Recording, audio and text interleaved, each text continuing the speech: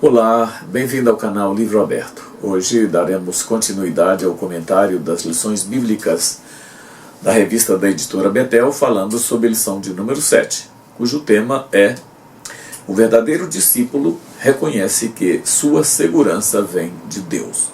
O texto bíblico base é Jeremias capítulo 1, versículos de 4 a 9, texto conhecido que trata da chamada de Jeremias para o ministério profético que ele desenvolveu em Israel durante um período de aproximadamente 40 anos. Foi um dos profetas que mais tempo atuou junto ao povo de Deus em Israel. É sempre bom a gente ser otimista. É sem dúvida uma das qualidades de uma pessoa bem-sucedida ser otimista. Mas nem sempre a gente deixa de confundir otimismo com autoconfiança. A autoconfiança, aliás, é prejudicial a qualquer tipo de atividade que nós vamos desenvolver. Na obra de Deus, claro, não é diferente. Ao longo da história, homens que se mostraram temerosos ao receber a convocação de Deus para fazer algo relevante, se destacaram por se manterem prontos para servir. Então, é evidente que Deus, ele usa quem é disposto a servir. Deus, ele não está querendo usar ninguém, como nós já repetimos várias vezes no comentário das lições anteriores, que Deus não usa pessoas competentes, Deus não usa pessoas qualificadas. Deus usa aquelas pessoas que querem trabalhar para Ele, querem servi-lo. Quando Deus quer usar uma pessoa, Ele assegura àqueles que são chamados a certeza de que eles não estarão sozinhos. Essa deve ser aquilo que mais nos estimule para fazer a obra de Deus. Quando nós pensarmos que poderemos ficar sozinhos ou poderemos ter problemas, a gente tem que saber que Deus está conosco. Veja, nós sabemos muito bem, nós conhecemos muito bem a história de Jacó. As atitudes dele junto a seu pai, a seu irmão, e até a fuga dele para Harã, para fugir da ira de Esaú, seu irmão. Mas Deus tinha uma chamada para Jacó. Deus sabia que ele iria usar Jacó durante a sua vida para formar a partir dele aquilo que viria a ser a nação de Israel. E veja, tudo parecia confuso, difícil para Jacó naquele instante. Aliás, bem diferente do que muitas pessoas pensam, que Jacó era uma pessoa muito íntima de Deus, não era. A gente tem que entender que naquela época a revelação de Deus estava no início para a humanidade. Não é como hoje que nós temos a Bíblia, nós temos as histórias da igreja, nós temos tudo à nossa disposição. Naquela época não existia nada. Então, Jacó via tudo muito nublado, muito enuviado, aquilo que ele estava saindo para fazer. Ele não entendia nada disso. Agora, para que ele tivesse confiança, para que ele tivesse segurança, veja o que Deus diz para ele: eis que eu estou contigo, te guardarei por onde quer que fores, e te farei tornar a esta terra, porque não te deixarei até que haja cumprido o que te tenho falado. Essa é uma promessa que nós podemos nos apegar, embora ela tenha sido dita a Jacó, não sabemos a data precisa, mas talvez há mais de 2000 anos antes de Cristo, portanto há 5000 anos, mais ou menos. Essa é uma promessa que prevalece até os nossos dias. Veja, ao nos fazer a chamada, Deus, antes, ele se compromete a nos proteger ao longo da jornada, como fez com Jacó. mesmo que muitas vezes tenhamos que passar por problemas e dificuldades. Tá? Olha o que ele disse ao povo de Deus em Deuteronômio capítulo 31, versículo 8. O Senhor, pois, é aquele que vai adiante de ti, ele será contigo, não te deixará, nem te desamparará. Não pasmes, nem te espantes. Essa promessa foi feita ao povo de Deus pouco antes de entrar em Canaã para conquistar a terra prometida. E o resto a gente já conhece da história. A lição dessa semana aborda um tema que, como todas as lições desse trimestre, são muito relevantes para a prática cristã. Principalmente, no caso dessas lições, para aqueles que estão envolvidos na obra de Deus. Hoje, o tema principal da lição é a segurança que vem de Deus para as nossas vidas enquanto chamados por Ele. E sobre esse tema nós vamos fazer um comentário não muito profundo. Como eu disse, eu vou tentar fazer um comentário mais sucinto para o vídeo não ficar muito longo. Mas eu não posso, por outro lado, deixar de dizer aquilo que é essencial. Veja, o texto da nossa lição desta semana está baseado no livro de Jeremias, no capítulo 1. E eu quero chamar a atenção de alguns aspectos relacionados a Jeremias e a esse texto. Veja, quando o profeta Jeremias se mostra inseguro para realizar uma tarefa tão significativa, tão grande, Deus o conforta, dizendo para ele o seguinte: não digas, eu sou um menino, porque a todos a quem eu te enviar irás, e tudo quanto te mandar falarás. Não temas diante deles, porque estou contigo para te livrar, diz o Senhor. E estendeu o Senhor a mão e tocou-me na boca e disse-me o Senhor: eis que ponho as minhas palavras na tua boca. Olha, ponho-te neste dia sobre as nações e sobre os reinos, para arrancares, para derribares, para destruíres, para arruinares e também para edificar e plantar. Era uma promessa completa. Jeremias não precisava temer absolutamente nada a partir daquele instante, porque a promessa de Deus estava sobre a sua vida de uma forma muito, mas muito clara. Nessa lição eu quero fazer a abordagem dos mesmos tópicos que o comentarista utilizou, como sempre tenho feito, fazendo pequenas alterações nos tópicos, mas fazendo a abordagem do mesmo assunto que ele faz no comentário da lição. E o meu objetivo, ao fazer esse comentário desta lição dessa semana, é destacar que Deus, quando nos chama para fazer alguma coisa em sua obra, Ele define com clareza o que devemos fazer e nos capacita para fazer o que Ele determinou, além de nos dar absoluta segurança enquanto estamos fazendo aquilo que Ele mandou. E eu quero iniciar, o primeiro tópico da nossa lição é: Deus chama, e eu quero colocar, e capacita para a realização de uma missão. Veja só, Deus, Ele não chama pessoas que se sentem prontas, capazes e autossuficientes para fazer alguma coisa.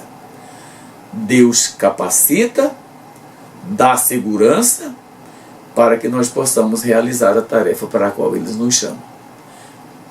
Tem um ditado dentro da igreja que fala que Deus não chama preparados, Deus prepara os chamados. E eu acredito nisso. Eu acredito que Deus, Ele não está atrás de pessoas muito qualificadas. Ele está atrás de pessoas que Ele pode moldar, que Ele pode trabalhar o temperamento, que Ele pode trabalhar a personalidade, que Ele pode trabalhar o jeito de ser. Ele não está atrás de pessoas que querem ser senhoras de si mesmo, donas da verdade e estar acima de qualquer outra coisa. Sempre que o homem se sentiu incapaz para realizar uma tarefa, mas confiante em Deus, veja, isso é muito comum.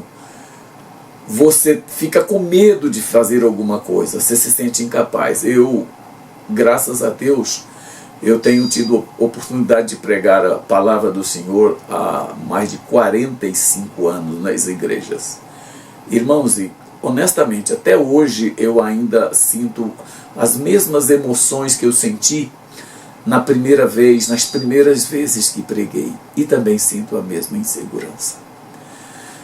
Eu às vezes passo horas e horas preparando uma palavra que eu tenho que dizer, por medo de errar, de falhar, enfim. Agora, eu sempre confiei em Deus. Eu sempre deixei as coisas principais nas mãos de Deus. E quando a gente faz isso, Ele nos capacita para realizar aquilo que a gente tem que fazer. Veja, eu quero dar aqui apenas alguns exemplos de como Deus chamou pessoas, entre aspas, incapazes, despreparadas, mas Ele as usou de uma forma impressionante, de uma forma maravilhosa. E eu quero citar entre essas pessoas, eu quero citar Noé. Noé foi chamado por Deus para construir uma arca e salvar a sua família. E, claro, por extensão, nós podemos dizer que ele estava sendo aquele que salvaria a própria humanidade de uma destruição total. Mas veja, Noé, ele não se sentia capaz. Afinal, o trabalho que ele iria fazer, nunca ninguém tinha feito. As condições sob as quais ele iria trabalhar, nunca ninguém havia trabalhado. A mensagem que ele deveria falar e entregar ao povo, nunca havia sido entregue. Mas veja o que Deus promete para ele. Gênesis capítulo 6, versículos 13, 18 e 22. Ouça o que diz a palavra. Então disse Deus a Noé: o fim de toda a carne é vindo perante a minha face, porque a terra está cheia de violência, e eis que eu as desfarei com a terra, mas contigo estabelecerei a minha aliança, e entrarás na arca tu e os teus filhos, tua mulher e as mulheres de teus filhos contigo. Agora olha só, assim fez Noé, conforme tudo que Deus lhe mandou, assim fez. Irmãos, é um caso de profunda admiração, porque Noé estava fazendo algo que não era comum, nunca tinha sido feito, ninguém havia falado nada a respeito. Entretanto, ele é chamado para fazer algo de forma extraordinária e faz, porque Deus o capacita. E agora, veja, às vezes a gente pensa assim, Noé construiu uma arca, ok, mas você já imaginou o tamanho da arca? Com quase 150 metros de comprimento, com quase 25 metros de largura, com quase 15 metros de altura, e aquilo iria enfrentar uma enchente como nunca havia acontecido. Os modernos estaleiros, eu estava lendo um artigo esses dias, os modernos estaleiros para a construção dos grandes navios hoje, nos moderníssimos navios hoje, usam a mesma dimensão em tamanho que foi usado pela Arca de Noé. Então imagine o tamanho dessa obra. Da mesma forma foi com Moisés para tirar o povo do Egito. Amados, às vezes nós, lendo Atos capítulo 7, quando Estevão faz um resumo da história do povo de Deus, como nenhuma outra pessoa faz ou fez, A gente acha que Moisés era a pessoa mais preparada, era a pessoa mais pronta, era a pessoa mais tudo. E não era. Primeiro porque Moisés estava já há 40 anos no deserto, cuidando de ovelhas, cuidando de coisas simples, nada de se meter em grandes aventuras. Mas agora Deus o chama para fazer algo que é extraordinário: tirar o povo do Egito. Eu creio que Moisés havia refletido muito sobre a história do povo de Deus no Egito. Ele sabia que ele era hebreu. Ele sabia que ele não era egípcio. Mas ele não estava preparado para fazer aquilo que Deus estava chamando para ele fazer. E veja como foi o diálogo dele com o Senhor. Então Moisés disse a Deus: quem sou eu que vá a Faraó, que tire do Egito os filhos de Israel? E disse: certamente eu serei contigo. Que coisa, que promessa extraordinária, não é? E isto te será por sinal de que eu te enviei.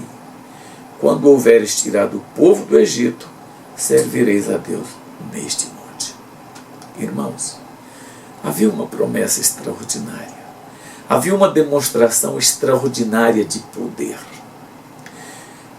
Aquela visão, aquele momento em que Moisés, ali no deserto, vê a sarça ardendo, e ele se aproxima dela e recebe uma ordem: tire as sandálias dos seus pés, porque o lugar que você está é terra santa.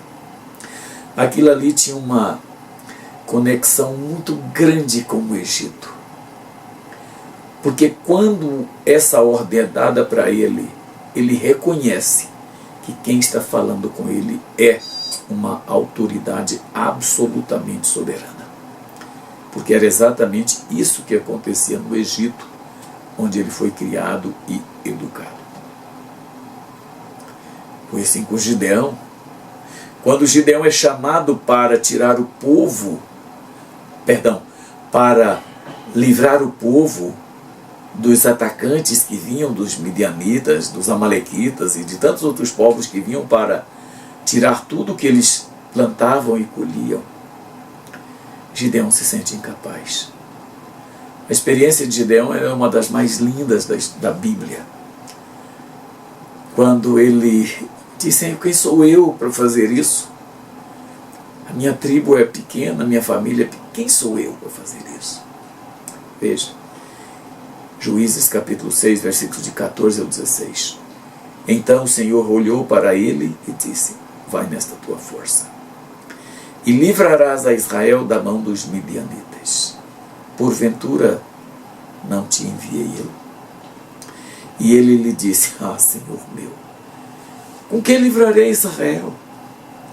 Eis que a minha família é a mais pobre de Manassés, e eu, o menor da casa de meu pai. Agora olha, e o Senhor lhe disse: porquanto eu hei de ser contigo, tu farás aos midianitas como se fosse um só homem. Ou seja, você vai destruí-los completamente. E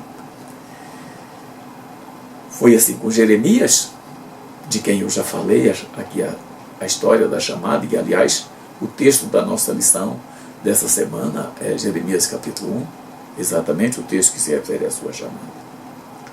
Deus diz: não temas diante deles, porque eu estou contigo para te livrar. E assim foi também com os discípulos, quando o Senhor os manda para conquistar almas, para proclamar a palavra, e disse-lhes: vinde após mim, eu vos farei pescadores de homens. É assim conosco hoje também. Quando decidimos atender ao chamado do Mestre, olha o que a promessa de Deus está reservando para nós. Mateus capítulo 28, versículo 19 e 20. Portanto, ide, fazeis discípulos de todas as nações, batizando-as em nome do Pai, do Filho e do Espírito Santo, ensinando-as a guardar todas as coisas que eu vos tenho mandado. e eis que estou convosco todos os dias, até a consumação dos séculos. Amados, devemos compreender, entretanto, que todas as garantias que o Senhor nos dá não nos livra de passarmos por problemas quando decidimos atender ao chamado. Uma coisa é Deus estar conosco durante os problemas. Outra coisa é Ele não nos deixar enfrentar problemas, passar por lutas e por dificuldades. O tópico número 2 da nossa lição fala sobre juventude e maturidade. E eu acrescentei aqui características daqueles que são chamados. Diante de Deus, irmãos, a aparência não significa nada. Quando Deus enviou Samuel para a casa de Jessé para ungir um dos filhos de Jessé, rei de Israel, em lugar de Saul, Samuel saiu na expectativa de querer eleger um dos grandes soldados que lutou nas guerras ao lado de Saul, entre os filhos de Jacó. Talvez Eliabe, talvez Samar, um dos 7 filhos dele, que certamente se destacavam como heróis, como guerreiros. Mas qual não foi a surpresa? Não era nada daquilo que Deus queria. Deus queria outra coisa, outra pessoa. Olha só o que o Senhor disse a Samuel. Não atentes para a sua aparência. Quando ele olhou para um dos filhos de Jessé, que ele disse, certamente é esse, ele disse, não atentes para a sua aparência, nem para a grandeza da sua estatura, porque o tenho rejeitado. Porque o Senhor não vê como vê o homem, pois o homem vê o que está diante dos olhos, porém o Senhor olha para o coração. É isso mesmo que Deus faz, irmãos. Deus não vê como nós. Deus vê aquilo que está dentro da gente. Quando Deus quer usar uma pessoa, Ele mesmo habilita, qualifica e define o serviço a ser realizado. Ele faz uma chamada completa. Como o Senhor disse a Jeremias. Jeremias capítulo 1, versículos 7 e 8. Mas o Senhor me disse, não digas eu sou um menino, porque a todos a quem eu te enviar irás, a tudo quanto te mandar falarás, não temas diante deles, porque estou contigo para te livrar, diz o Senhor. Amados, isso aqui é uma evidência de que quando Deus chama para fazermos a obra dele, Ele sabe da nossa capacidade, da nossa condição e de tudo que a gente é capaz de fazer. Mas além de tudo isso, é Ele quem assume a responsabilidade para que nós tenhamos êxito naquilo que Ele nos manda realizar.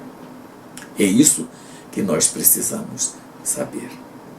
Para fazer a obra de Deus, não precisamos de qualidades excepcionais, nem de ter influência. Mas para Deus, o que é importante?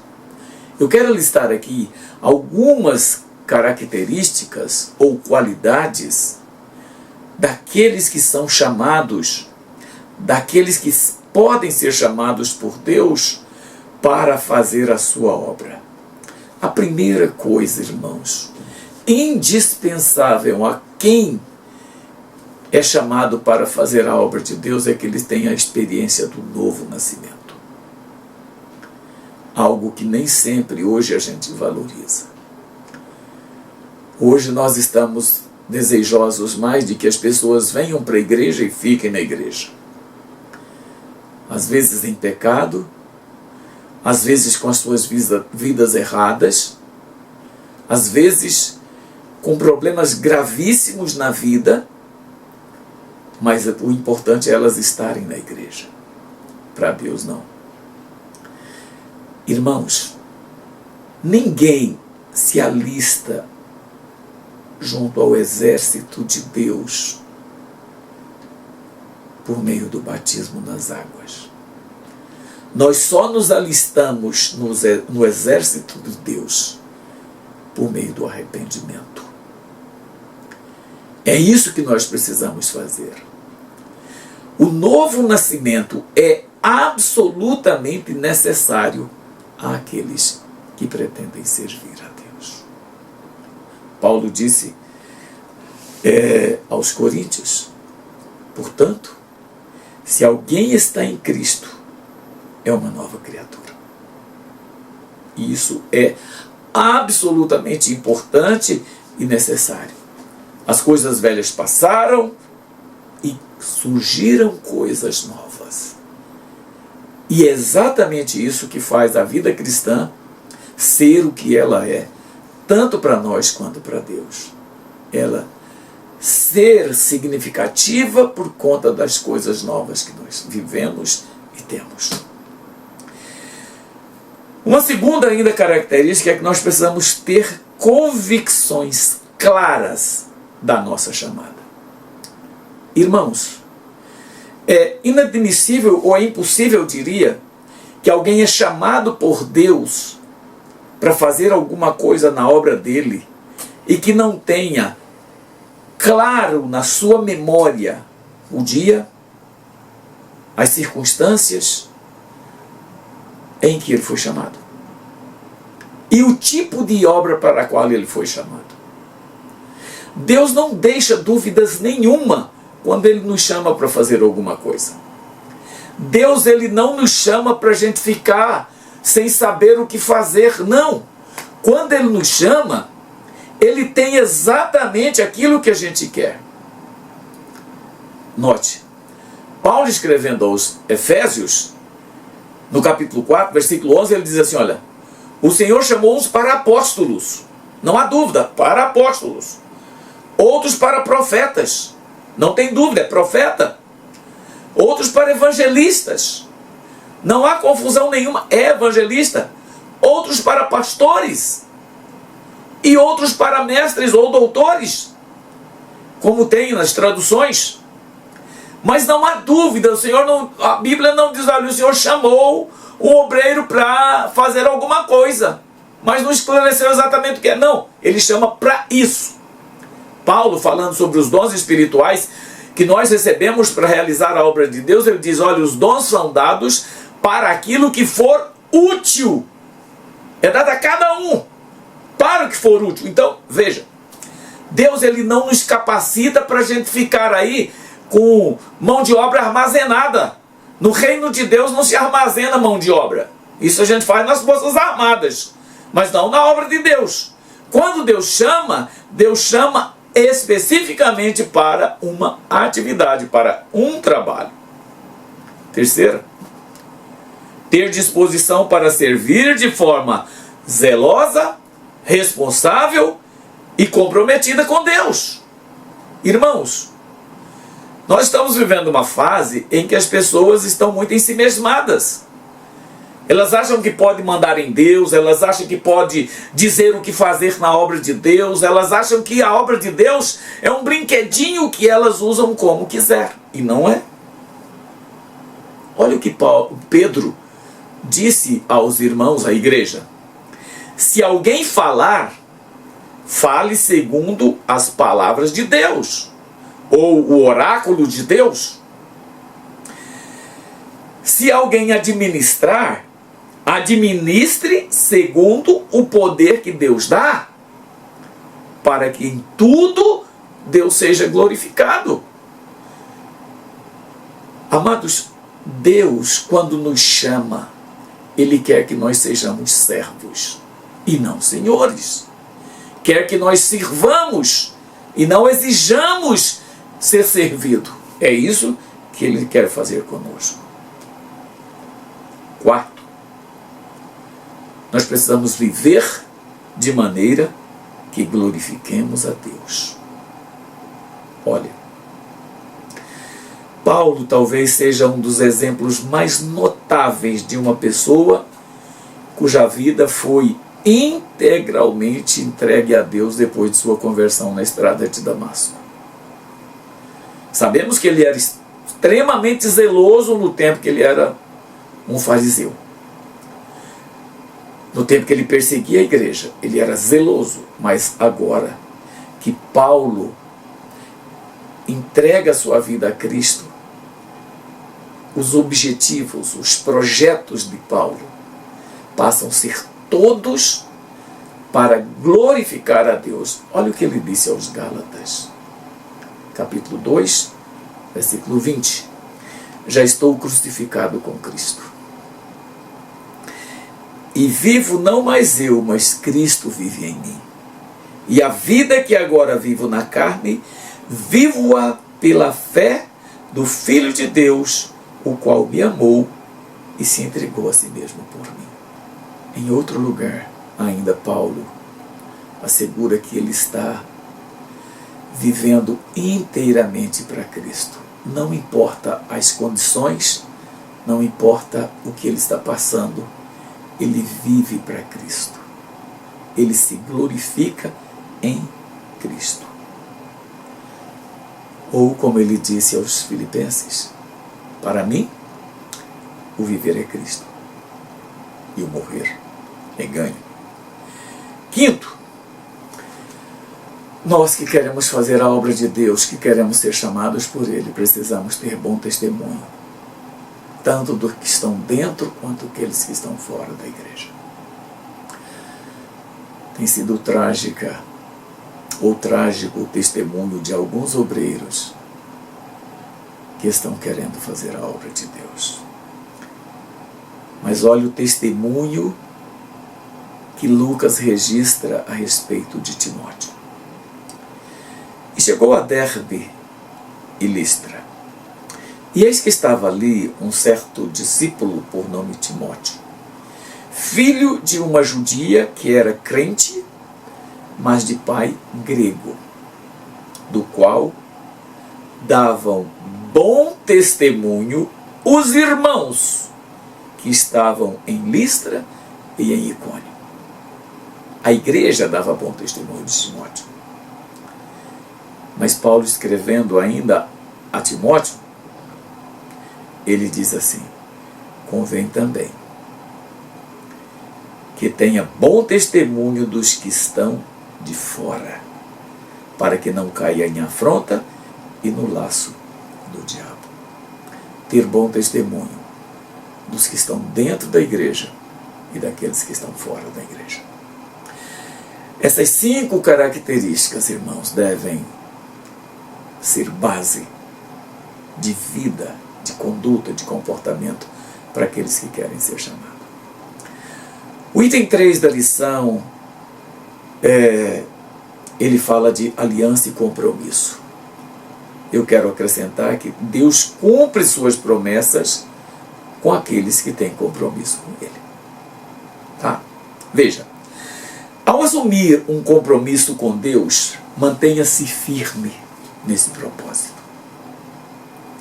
O escritor de Provérbios, ele diz o seguinte: se te mostrares fraco no dia da angústia, é que a tua força é pequena. A tradução desse versículo na nova tradução na linguagem de hoje, ela é clara demais. Ela diz assim: olha, quem é fraco numa crise é realmente fraco. Então veja, você fez um compromisso com Deus, então assuma isso, custe o que custar, tá? Deus se encarrega de nos encorajar na hora que precisamos enfrentar dificuldades. Olha o que ele disse para Josué, quando Josué está no início da sua jornada para conquistar a terra prometida. Eu não te mandei? Esforça, tem bom ânimo, não temas nem te espantes, porque o Senhor teu Deus é contigo por onde quer que andares. Sabe, irmãos, que conforto, que consolo, que coisa maravilhosa. Sabe, eu imagino quem estava falando isso com Josué. Eu não sei, as escrituras não registram o nome da pessoa que disse isso aqui para ele, mas quando ela diz assim, porque o Senhor teu Deus é contigo, por onde quer que andares. Promessa extraordinária. Sabe, irmãos, é próprio do ser humano o desânimo, o medo, a frustração diante da possibilidade de derrota numa batalha. Mas quando nós estamos seguros, quando nós estamos certos da proteção que Deus nos dá, não precisamos temer. Veja que promessa maravilhosa que o Senhor fez àqueles que o servem. Isaías capítulo 41, versículo 10. Não temas, porque eu sou contigo. Não te assombres, porque eu sou teu Deus. Eu te fortaleço, eu te ajudo, eu te sustento com a destra da minha justiça. Quer mais conforto, mais segurança, uma promessa maior do que essa? Nós precisamos nos entregar completamente a Deus para servir. Quando Deus envia Jeremias para cumprir o seu ministério profético, ele faz a mesma coisa com ele. Veja, o que nos falta muitas vezes, irmãos, é confiança de que Deus cumpre cada uma das suas palavras. Veja o que a palavra do Senhor nos diz aqui. 1 Reis, capítulo 8, versículo 56. Bendito seja o Senhor que deu repouso ao seu povo Israel, segundo tudo o que disse. Olha que coisa extraordinária. Nenhuma só palavra caiu de todas as suas boas palavras que falou pelo ministério de Moisés. Amados, nós podemos confiar que Deus não vai falhar. Ele nunca falhou. No passado mais longínquo, ele nunca falhou e não vai falhar conosco hoje. Seja fiel a Deus com seu compromisso. Não desista por causa das dificuldades. Ele jamais deixará de cumprir o que ele te prometeu. Como Paulo instruiu o seu discípulo e amigo Timóteo. 2 Timóteo capítulo 4, versículos 5 a 8. Olha o que ele diz. Mas tu, sê sóbrio, sofre as aflições, faz a obra de um evangelista, cumpre o teu ministério, porque eu já estou sendo oferecido por aspersão de sacrifício. Ou seja, eu estou sendo levado à morte. E o tempo da minha partida está próximo. Isso é que é ter intimidade com Deus, né, irmãos? Saber que Ele está chegando ao final. Combati o bom combate, acabei a carreira, guardei a fé. Desde agora, a coroa da justiça me está guardada, a qual o Senhor, justo juiz, me dará naquele dia. E não somente a mim, mas também a todos os que amarem a sua vida. Eu quero encerrar esse comentário, irmãos, fazendo apenas a leitura de algumas aplicações sobre esse tema, sobre essas lições para as nossas vidas. A primeira delas é: quando Deus quer usar uma pessoa, Ele assegura àqueles que são chamados a certeza de que eles não estarão sozinhos, como Ele prometeu a Jacó, no texto que eu li no começo desse comentário. Deus não chama pessoas que se sentem prontas para fazer alguma coisa. Deus capacita, dá segurança para realizar a tarefa aos que Ele chama. Como eu disse, Deus não chama capacitados, Ele capacita os chamados. Então não se preocupe se Ele te chamar. Terceiro, devemos compreender, entretanto, que todas as garantias que o Senhor nos dá não nos assegura livramento das dificuldades que enfrentamos no dia a dia. Quarto, Seja fiel a Deus. Quando fizer um compromisso, não desista. Deus jamais deixará você sozinho. Ele pode até não te livrar da fornalha, mas Ele entra com você dentro dela. Glória a Deus. Ele entra com você dentro da fornalha. Lembra do caso de Daniel, os amigos de Daniel na fornalha? Olha o que a Bíblia diz, Daniel capítulo 4, versículos 24 e 25. Então o rei Nabucodonosor se espantou, se levantou depressa, falou dizendo aos seus conselheiros: não lancemos nós dentro do fogo 3 homens atados? Responderam e disseram ao rei: é verdade, ó rei? Respondeu dizendo: eu, porém, vejo 4 homens soltos, que andam passeando dentro do fogo, sem sofrer nenhum dano. E o aspecto do quarto é semelhante ao Filho dos deuses. Amados, não há como duvidar que Deus nos dá segurança, Deus nos dá certeza de estar conosco todos os dias. Que o Senhor te abençoe. Que a sua aula seja maravilhosa no final de semana. Se você puder, divulgue esse vídeo com outras pessoas. E se não é inscrito no canal, se inscreva.